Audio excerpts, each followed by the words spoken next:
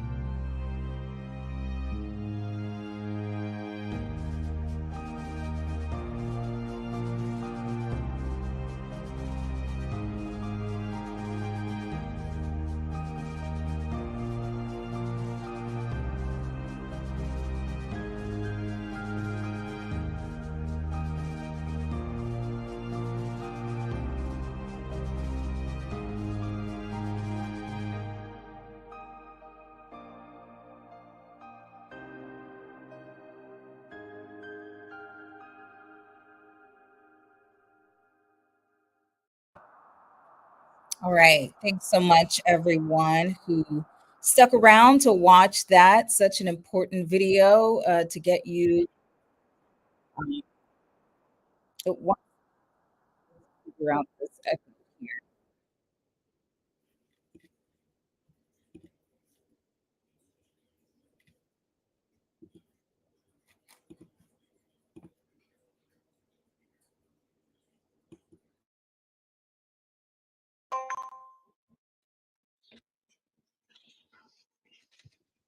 Okay. Can you hear me?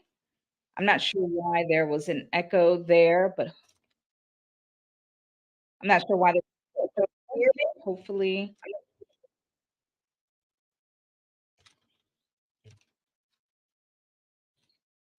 Okay, so I want to go ahead and get started. Today, we are talking about improving your mental health with food. And our guest today is Brianne Brathwaite, the CEO and founder of Eat for Success, LLC. Brianne Brathwaite, MS, RDN, CDN, CDN, is a passionate advocate for the intersection of mental health and nutrition. And as a registered dietitian and authenticity coach, she empowers individuals to build a holistic foundation between food, body, and mind for education and counseling. So I'm so glad she's here with us. Everybody, let's go ahead and welcome her here. Hello. And I'm so thankful you are here also because I don't know if anyone can hear me. Can you hear me? Yes, I definitely can hear you. Okay. Well, I think,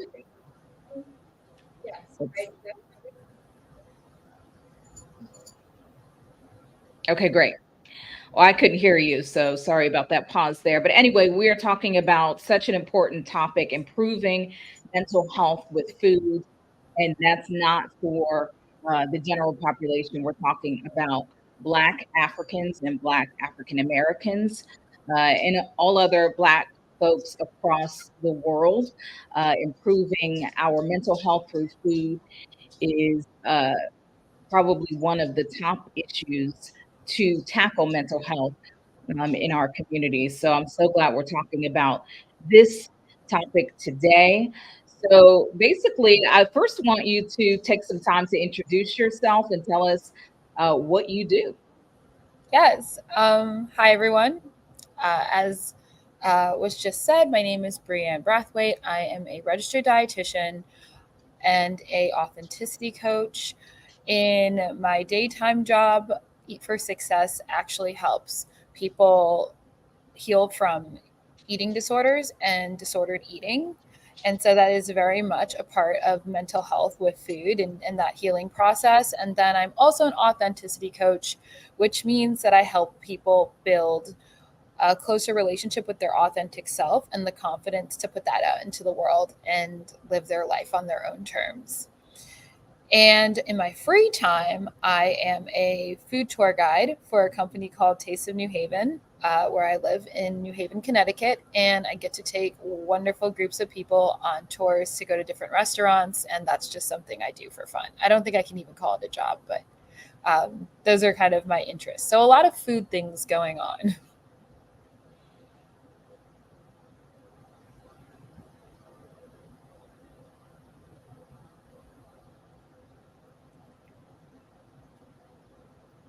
Oh, no, I don't think we can hear you anymore. There we go. Sorry, I was muted. Just wanted to give you some time to speak to the people, but um, so I'm so glad to hear you do that in your free time because that's a great example of maintaining mental health, I think, keeping those extracurricular activities for yourself. So thank you so much for introducing yourself. Let's go ahead and get into the questions, into the topic, improving mental health with food. So my first question for you is how does food affect the mental health of a Black person, an African person? Yeah, and I think that's a really wonderful question to start off on.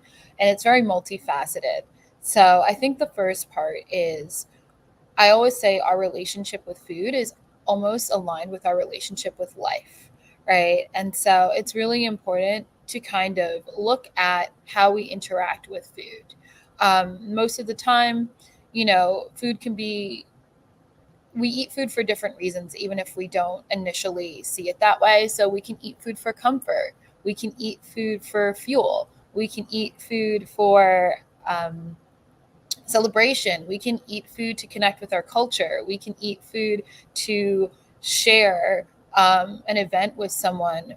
And so I believe that kind of having a mindset around food that allows you to go in between all of these different areas without judgment is so important. However, I think it's really important to note that much like, and I will say this for African Americans in particular, there have been a lot of different traumas related to food over the years in African American history. And so some of those places that we go to access food have trauma rooted in them, whether it was the colonization of our foods, whether it was not having the ability to eat, having scarcity, and in general all of those things play a role in how we eat and how we pick foods today. And then ultimately, all of the other parts of mental health intersect. So, stress. And as we all know, Black people have a lot of racial stress and also generational trauma that causes stress in the present day. So it's really important to look at food as not just this thing that we eat, but more so as a collaborating effect with all of the different intersecting parts of mental health.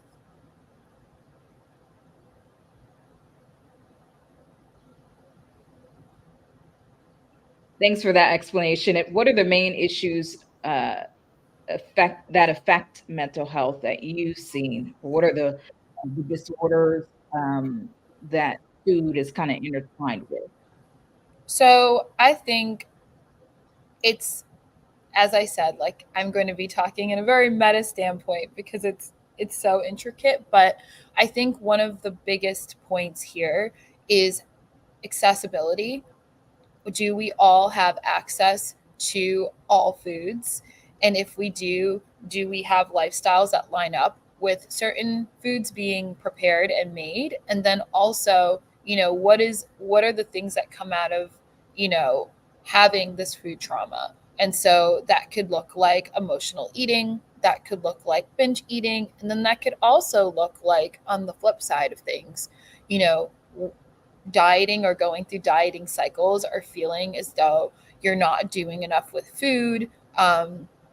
And I think that goes into a larger part of the system of healthcare where there are certain markers for Black bodies that are not meant for us. And therefore, we're trying to subscribe to being a certain, I don't know if you've heard this term before, but BMI, like a basal mass index, which is basically a marker of where your weight should be. But upon greater look, I mean, even the American Medical Association has come out with saying that that might not be accurate for all people. And so I think it's just like we're in this stage of, well, what do I eat? And also, like, what do I have access to? And what have I been told in the past? And how do I feel about myself, my body? And then also, how does that intersect with food? Thank you. So, you talked a little bit about this, touched on it a bit, but I wanted to know what are the most common eating disorders in the Black community? And really, how do we destigmatize that topic? Um, how do we get folks to talk about it more? Yeah. So the right now in the literature, and I say that because the literature is and has historically been very catered to white individuals. The setup of how you would even study eating disorders in a community would be for them to be in a residential or in a program. These programs are highly expensive for the most part. You have to take time out of your life to go to them, a significant amount of time, meaning that you may not be able to work. And that might not be an option for some people.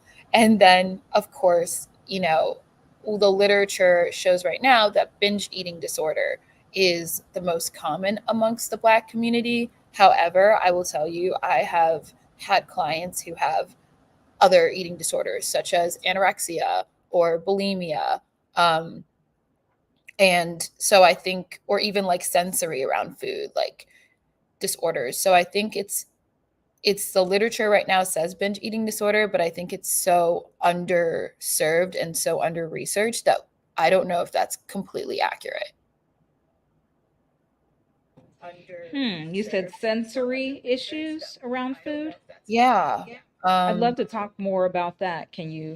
Explain um, can you explain more about that? Of course. So, anyone who may have any kind of neurodivergencies, that could be like autism or ADHD, um, OCD, and maybe like very high anxiety, could also suffer from what people may call ARFID, which is basically a term for a complete distaste in food. It's not rooted in like I want to be a certain body size, or it's rooted in general disinterest in food, and then with that comes struggles with textures with food, and colors with food. And so it makes it really hard for that person to be able to have enough nourishment to actually maintain a body weight that would be good for their body. And so it can be really hard. And I think, it can also be really hard on the family, because I know that, like, it's hard when like you have a child that's really picky and won't eat anything, and it's hard when that phase doesn't, you don't grow out of that phase. That's there for your whole life. And so it's a struggle between not maybe understanding that you might have sensory issues with food, and then also having to kind of defend that to everybody else, causing more of that like isolation and that depression. And so it's really interesting. As I said, I think now more studies are coming out, but again, a lot of eating disorders are rooted in trauma. And so I think it is very, very, very strange that it's not also centering um, Black people.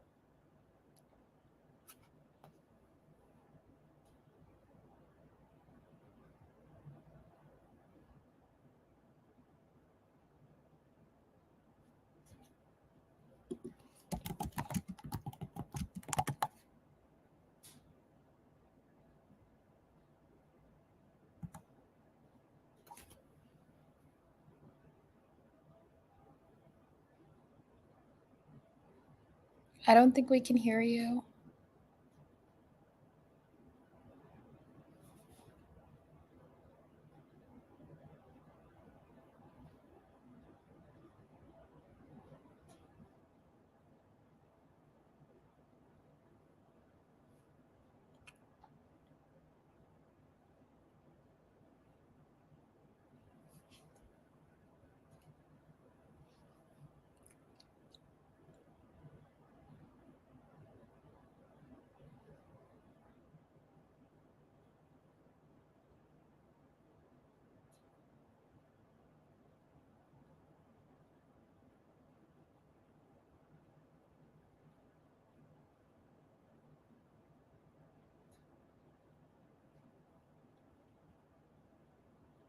Technology these days. Bear with us for one moment.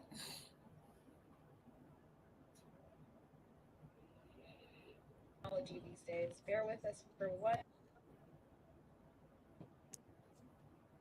Hello? Yay, you're back. Hmm. Okay. Oh my gosh. It said I had a browser issue, connection issue. So thanks so much, everyone, for keeping on while I was dealing with that technical difficulty there. So anyway, let's get back into it. I was talking about food insecurity and how it's linked to poor mental health. And I wanted to know your expertise or your thoughts on how finances are affecting our ability to sustain good mental health. How does that weigh in? Absolutely. So, one of the things is the basically looking at everything in especially the social determinants of health, right? So, finances are a big part of that, right? Do we have First of all, do we have a job that gives us insurance, right? Because any medical service outside of insurance is expensive, any medication, any you know, place that you could get any kind of counseling. Everybody has a price. So does your job give you insurance? Now the next question is it good insurance? Are your copays an acceptable amount of money that works for you and your family? Or is it like, please don't take me in an ambulance to the hospital and take me to the clinic because that's cheaper? Where are we in this moment? And then also looking at what that looks like about what's around you, what's that environment, right? If we have financial stability, we might be more likely to have certain things like, a home in a area that has more food diversity, or a car, so that even if we're not in one of those areas, we can at least get into the car, get some gas, and drive to a place where that is. Maybe perhaps we'll have different appliances in our kitchen that can assist with cooking times and so that we can do other things.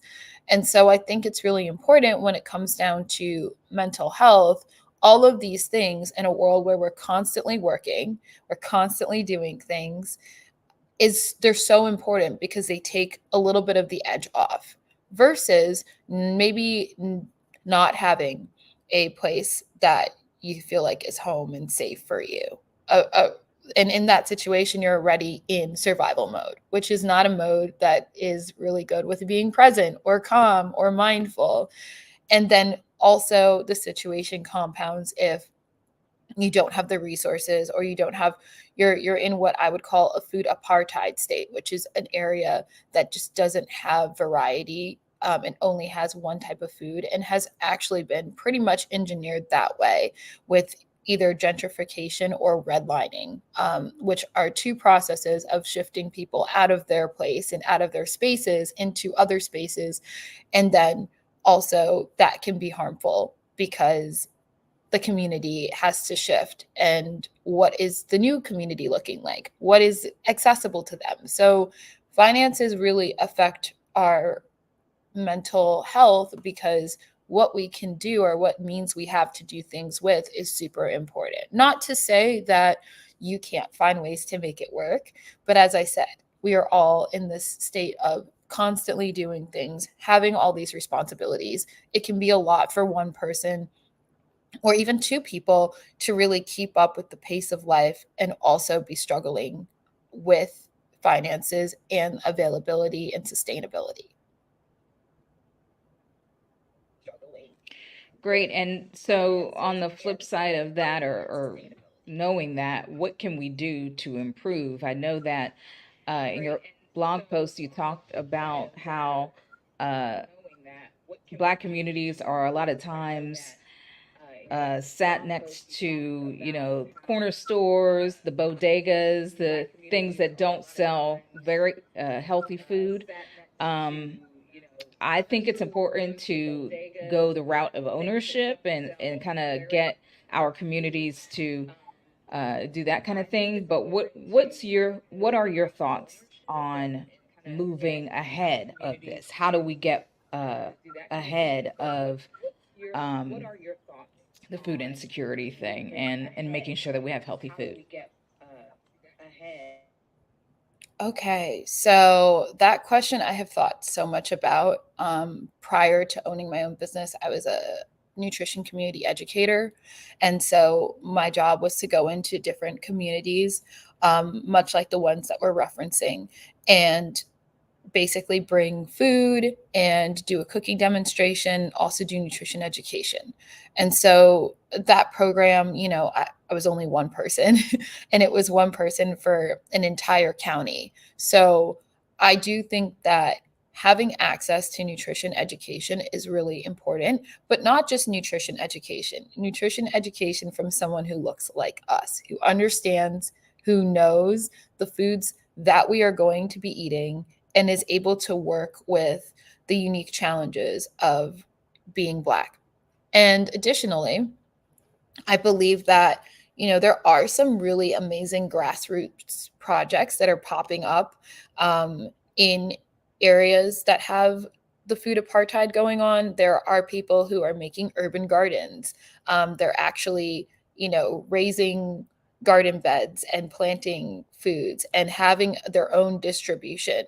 There are people who are, in the community who are getting farmers markets started and really trying to make sure that, especially, there are some farms that do have a lot of crops over the years, and if they don't sell them, they will give them away for discounted prices. I think it just means kind of coordinating that and really also having community meetings. One of the cool things that I learned when I was a community educator was that when the food bank would drop off produce, if it was in a building, let's say it was like a retirement home or just a housing unit, they would drop off all of these fruits and vegetables in the main room, which means everyone had to come out of their living spaces and go down and commune over the food. And sometimes I'd see people fighting over lettuce, not very often though. We always had enough lettuce. But I would also see the fact that people were coming together and they would share how they would use the ingredients. And it made more of a wholesome kind of socialized space. And having that environment means that more people will want to have these conversations. For example, the bodegas. Yes, the bodegas are going to sell what the bodegas are going to sell, but I remember that in certain neighborhoods that I'd gone to, particularly in the Bronx, New York, there's these new bodegas that are popping up, and they have all of these different options.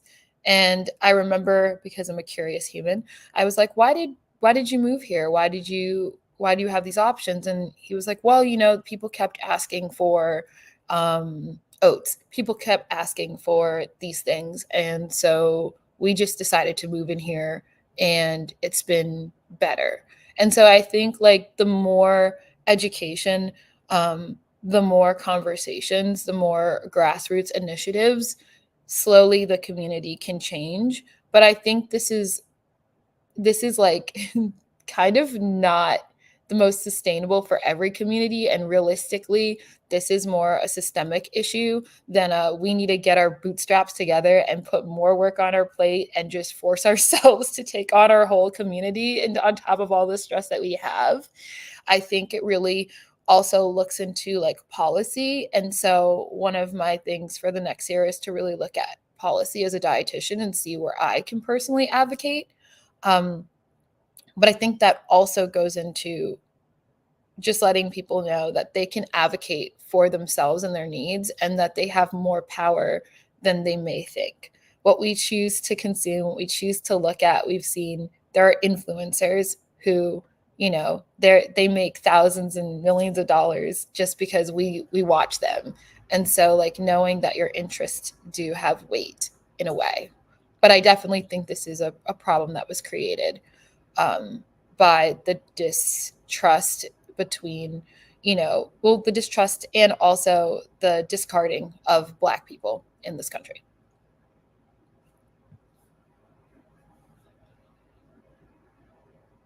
Very useful information. And um, you already answered the question, but about how do you keep up with what is actually working with addressing this issue and what's not. Um, but no, you didn't answer that question. What is working with addressing food insecurity and what's not? So, what is working is community based work. As I said, the farmers market, the urban gardening, the grassroots efforts. What isn't working is the consistent kind of thought process that people who are living, or Black people in general, should be solving their own problems. Because, again, as I said, like, we're already spread thin. And then for, government agencies to only step in but a little bit is just not helpful. I also think nutrition education is really important. There are so many different diets out there. People are saying so many different things, and some of them are based in fact, and some of them are based in just complete nonsense. And I think with the incidence of social media being so high, it's almost like sometimes people will send me social media posts, and they'll be like, "Is this real?" Or they'll be like, "Why didn't you tell me this?" And I'm like, "Because that's incorrect. Because that's not how our bodies work. Because that's not what food is going to do."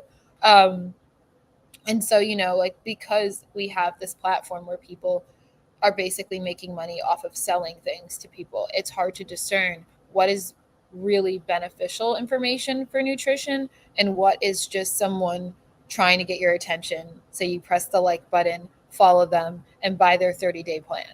Which one is it? And I think that we're unfortunately in a place where people have more access to technology than actual, like, food security, which is insane. So then you think about it, you're hearing all of these things, you're following all these people, you don't know what their credentials are or how they came to be, but this is what you have access to, and at the time. Very important point about misinformation and how it relates to our food success. I did want to ask you, so speaking of just what's most popular or what's right in front of our faces due to technology being available more than um, education, what are your thoughts on things like CMOS? Is that something that you would recommend folks use? Okay, so I have a food philosophy, and it's called all foods fit. Okay, so CMOS can fit, right? But I think the way CMOS has been branded in our community, first of all, I'll just disclosure, I'm from, well, my parents and my family's from the Caribbean. And CMOS is something that they drink, they eat. It's basically something that's just there. And it does have benefits. It has a lot of different minerals, and vitamins. However, I think minerals and vitamins are great, right? We need them, point blank, period. However, when we look at, like, the caloric content, when we look at all of the different parts of it, CMOS is just one of the points that we can hit, right? It's like if you took a multivitamin every day and you said, okay, I don't need to eat anything today, I'm good, I took my multivitamin, right? Like, no, we need protein, we need carbohydrates, we need fats, like, all of these things are here. So I think sometimes what will happen is we'll give a food this, like, superhero savior complex. If you just do the CMOS, you're going to be healthy. And it's like, okay, yes, I'm sure that you can get more minerals and vitamins from sea moss, right? But there are also other things about sea moss that we need to kind of consider, right? We're in America. We don't know where the sea moss we get is coming from unless someone's like really sourcing it from a place. You have to do that research. But again, and there's so much discrepancy when it comes down to supplements, right? And other things that we're ingesting. Like, who's making it? Is it being made sustainably? Is it also at the quality of the sea moss that you would find in the Caribbean? And so I think all of these thought processes are important. Also, I don't know if anyone's ever tried to make sea moss from scratch, but sea moss from scratch takes a while. You're not just like taking the sea moss out the bag and having it. You have to boil it for hours. You have to then blend it or make it into some kind of mixture. After you've done that, ultimately, it's if you're going to make it, you're probably going to make a pot of sea moss. And then you have to jar it up, and then it's good for in the fridge for maybe about 7 to 10 days, but you can freeze it. Ultimately, I think sea moss is great to have as an addition, but I don't think it's the savior of all foods. And so I think that's kind of like that process, right? Like we want to add nutrition, but we don't want to get caught up in the superfood or in the three best foods for blah, blah, blah, blah, right? Because that means that we're limiting ourselves and also questioning like what are the foods that we're eating that people aren't talking about in mainstream media that have tons of nutritional value that we then demonize because we don't see it being said and we want to stick to what is quote unquote healthy. Great. Thank you so much for your thoughts on that. Moving ahead here, you in your writing, you also talked about food and colonialism. Did we touch on that already? How Black people were forced to deal with scraps out of slavery. Um, I wanted to know in your research, what habits have you seen remain from back then that are or aren't good for us? Yeah, absolutely. So, yes, when Black people were enslaved, obviously the conditions were inhumane and horrifying. And one of the things that uh, slave owners did was they would use food as a carrot, um, and also reward with food for, I actually don't know what that looked like because I wasn't there, but they would use food as a carrot, essentially saying like if you do good, you may or may not get the carrot. If you do bad, you are going to not get the carrot. And also other kinds of very torturing, horrible processes that they took. Um, and so one of the things that I think about is the scarcity mindset, right? And the scarcity mindset goes into a place of you are worried about not having enough. And this follows people even when they do have enough, even when they have the means, even when they've gotten to that place, it comes from a place of not having and possibly not being able to. So, like, where, slaves were fed scraps and probably were not fed, a consistent amount every day with foods that were like just, in diverse and all of these different things, they would always be like, where's my next meal coming from? And if we think about what that looks like right now, that looks very much like food insecurity. Where is my next meal going to come from? So what the body does biologically is it goes, okay, what do we need for survival? We need glucose. Glucose is what everything breaks down in, or most of our food breaks down into, and that's what fuels our body. If there's a huge conversion, it's turned into ATP, which is basically energy in our body. And so it will gravitate towards very calorically dense and carbohydrate rich foods.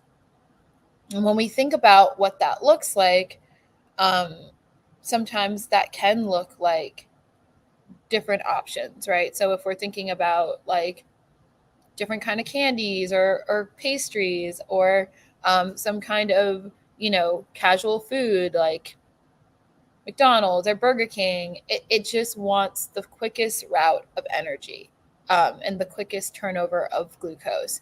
And so, there becomes this moment of always being on the rush with food, not being able to be mindful with it, not being able to figure out, well, am I hungry? Where am I right now? Should I be planning for my meal? Because we're still in this very interesting survival mode area. And also, again, with that, I don't know where my next meal is coming from. I don't think I have stability. And it's been seen that even after sustainability, or there is a place where it's like, okay, I do have the means. I can go out and get groceries. I can come back home. I can cook them. I do have time to do something. That mindset still applies, especially in high stress environments.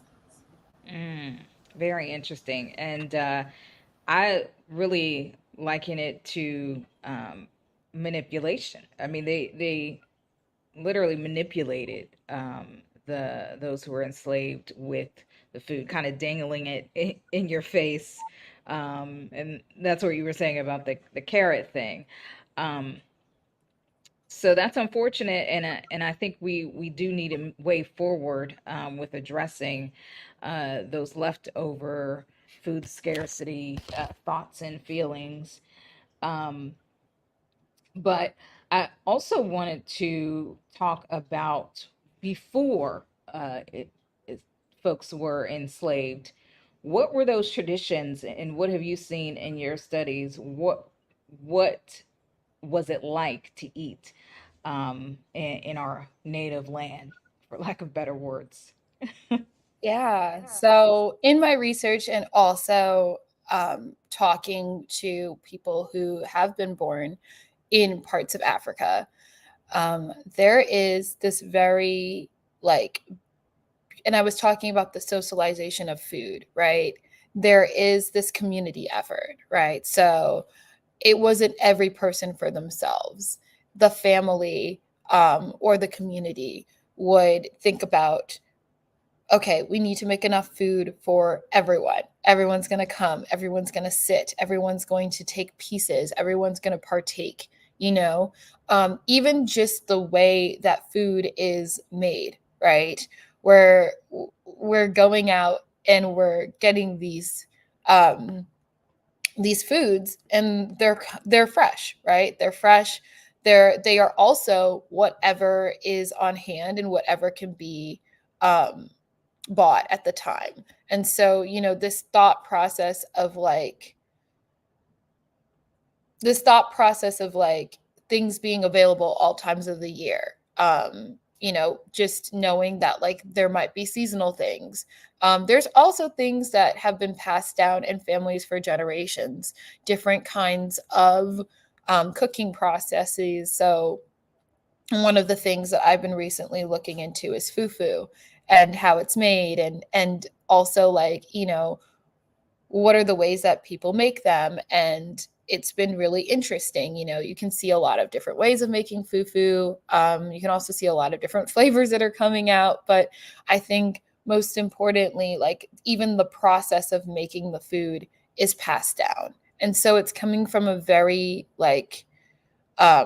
true, I want to say, I think it's a very true and honest place, and also is being shared. So there's somewhat of a soulful aspect to the food, you know thinking about versus here, sometimes families may have dinner together, but sometimes they may not, which leaves children to kind of figure it out. And it's not because they don't want to have dinner together, it's just because that is maybe not set as a priority, because of all the things that are happening. So I think that food takes on a more soulful, and also there are so many different types of plants, and all of the things are indigenous to who they are. Um, Not to say that you can't get different kinds of food in Africa. I want to make that clear. But just saying that, there is a source of this is home, much like the Caribbean, like there's a sense of this is home, this is what we have, this is what's been harvested, this is what we're doing. Okay. So can you talk a little bit about what you do as far as the meal planning and education, and how it's going? I'm sorry, could you please repeat that? I think it was a little. Ooh, can you hear me? Mhm. Okay. So yeah, I just wanted to know about your practice, what you're doing to improve all of this, the meal plans, the education. Can you tell me about it? And where are you Yeah. located? Yeah, so my organization is virtual. So most of our appointments are virtual. And I made that decision because, first of all, just so everyone knows, Black dietitians are about 3% of all dietitians.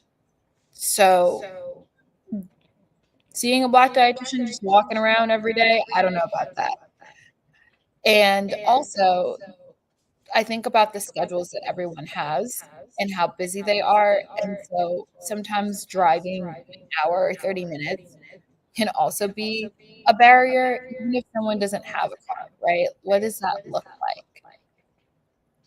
And then, of course, the other things that I do are I will meet someone, I'll talk to them about what their goals are, and then we start a relationship, is what I call it. Because I think with providers, sometimes there's this thought process that the provider is the expert. And in my practice, I say you are the expert. You inherently know what works for you and what doesn't, but you might just need guidance, and I can help you with that. But I can't assume knowing what's best for you. Great, thank you so much. Also, what foods are you seeing people talk most about? What are they wanting to keep in their diet and lose? Yeah, so I think we can transition because, as I said, like mental health and food, there's figuring out how it came to be, where it originated, and then there's figuring out how your relationship with food is and why. And then there's like, well, what are the foods or what are some of the foods? And so some of the foods I would say are that we've studied and that we've seen have been helpful are fatty fish, things like salmon, trout, tuna, herring, sardines, mackerel. All of those are important for our brain as it is made up of fat.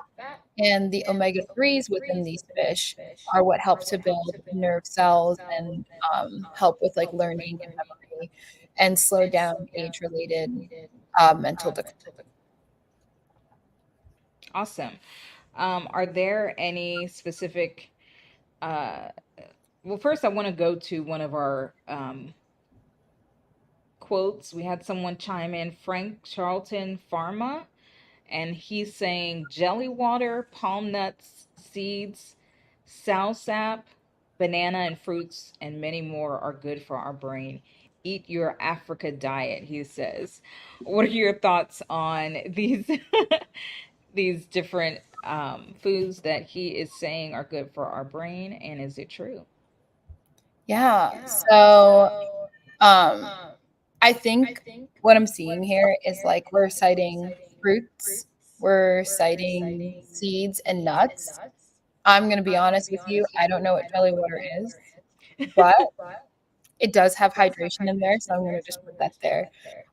But I think it's probably, if I could guess, it's probably something that has like hydration boosting properties. But what I would say is like, yeah, that kind of follows what the studies show, right? Like they show that nuts and seeds are really important. They show that vegetables and fruits are very important. And that just proves that the diets that are indigenous to our people are alongside what the research is. They're just not cited, right? So if I look at top 5 foods for mental health, I'm not going to see soursop, right? I'm going to see like blueberries, raspberries, things that are just more like noted in America, but that doesn't mean that like our foods aren't there or they aren't important. And in some cases, the foods that we are using have more nutrients. All right. Thank you so much. Thanks, Frank Charlton Pharma, for your comment. We appreciate your comment and your views as well. So I want to get into a little bit about the term comfort food because we hear that a lot in the Black community, especially in the United States. That includes what? Greens, yams, sweet potatoes. Um, what else do we have? Ham, I think, would be considered one. So, the traditional, what you see on the Thanksgiving table in a Black household. Um, aren't always necessarily healthy for us. So, how do we get how do we make our comfort food something that's nutritious for us, and get away from, I guess, the feeling and our cultural connection to it? Mhm. Yeah, so that's something that I have tons of discussions on. I think for one, like we say, oh, Thanksgiving, like I'm eating all these things, right? And it's like, okay, well, how many Thanksgivings a year do we have? Right? We have one Thanksgiving a year. And, you know, what does our body do with food? Over a 24 and 48-hour period, our body can digest food fully. And then it's just excreted. That's the general process. And also we think about like overall, what does my food diversity look like? Right. And so I think that like a lot of the foods that we do have on Thanksgiving come from Southern cooking. And Southern cooking comes from enslaved cooking. And enslaved cooking uh, essentially is the knowledge of Africans who were making the most with what they had at the time. Um, and so I put it this way: I don't think you should stress about Thanksgiving. I don't. I think it's one day. I think in the scheme of our entire lives, like if one day of cooking was a thing that changed your health, we would have so many different discussions, and so many different problems. Like our bodies do not fluctuate in that way, right? I think something that's not talked about is what does stress do? Like, there's actually studies that show that if you're stressing out about the food that you're eating, that it actually impairs your metabolism. So while we're here having that guilt and that shame, making comments like, oh, it's my cheat day, or having a moment of just like, oh, I'm being so bad right now, what we're doing is we're not only shaming the food, but we're shaming ourselves, right? And we're attributing this one day to the reason why X, Y, and Z isn't happening for us, which is, not necessarily a good mindset to have. It's kind of like going into that rigidity mind mindset. And then also like what if that's one of the most sustainable meals you have, right? Like you named protein, you named carbohydrates, you named fat, you even named vegetables, right? So I think it's just like getting out of this place of like judging food and really getting into a place of you can't truly be mindful with food until you remove the judgments. Like there was a part of me when I was becoming a dietitian that thought that like if I didn't have a salad, I wouldn't eat it. I'm going to tell you right now, I don't eat salads. I don't. As a dietitian, I don't eat salads. I can come out here and tell everybody I don't want a salad. If I have a salad, it's like what's happening with her? She's going through something in life. But I will have pumpkin soup. I will have my squash. I will have my broccoli. I will have cooked vegetables. I think it just looks differently, but there's always this expectation of what our plates should look like. Okay. All right, I'm going to ask my last question, but before that, is there anything that you wanted to make sure that you talked about today that the folks watching should know about, or that you just wanted to get off your chest? Yeah, I mean, hopefully we can do another discussion on this. But I think it's really important to know that like there are foods that do help to promote better mental health. But I think one of the most important things that improves mental health is having these kinds of discussions, talking about things, really assessing your mindset, right? Like, what is the mindset? Are we in a rigidity mindset? Are we in a scarcity mindset? Are we in an emotional mindset? And how does that affect how we eat? Um, and then also, as I said, on the biological side of things, like thinking about what's the nutrition that we can add to our food that would be really important for brain health. And one of the things that I think about is the microbiome, which is a whole different discussion, but it's basically like your gut and how it interacts with your brain. And so there's a lot of studies going on.